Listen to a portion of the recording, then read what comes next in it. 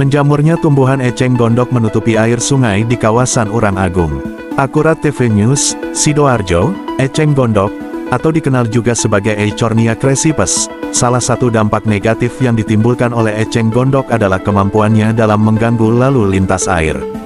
Pertumbuhannya yang cepat dan luas dapat menyebabkan sumbatan pada saluran irigasi, kanal, dan aliran air di kawasan sungai yang melintasi sepanjang Kelurahan Urang Agung dan Cemeng Bakalan Kecamatan Kota, Sidoarjo, Selasa, tanggal 28 November tahun 2023. Hal ini berpotensi menyebabkan banjir di daerah sekitarnya dan menghambat arus air yang normal. Eceng gondok juga dapat mempengaruhi kualitas air dan kelangsungan hidup organisme air lainnya.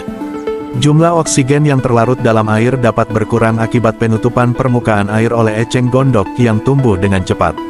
Kurangnya sinar matahari yang masuk juga dapat membuat organisme air lain sulit bertahan hidup. Hal ini dapat mengganggu ekosistem perairan secara keseluruhan. Eceng gondok juga dapat menjadi tempat penampungan vektor penyakit seperti nyamuk. Jika tidak dikelola dengan baik, eceng gondok dapat menjadi tempat berkembang biak untuk nyamuk yang dapat menyebarkan penyakit berbahaya bagi manusia, seperti demam berdarah atau malaria. Oleh karena itu, penanganan dan pengendalian eceng gondok perlu dilakukan secara efektif untuk mencegah penyebaran penyakit. Eceng gondok dapat merusak estetika perairan karena akar-akar yang rontok akan mengambang dan membuat air terlihat sangat kotor dan terlihat sangat keruh. Selain itu, eceng gondok juga dapat mempercepat terjadinya proses pendangkalan pada perairan karena eceng gondok yang sudah mati akan turun ke dasar perairan dan menumpuk.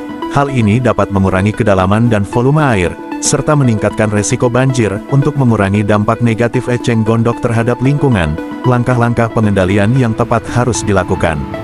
Pemantauan dan pengelolaan pertumbuhan eceng gondok secara rutin perlu dilakukan untuk menghindari penyebaran yang tidak terkendali.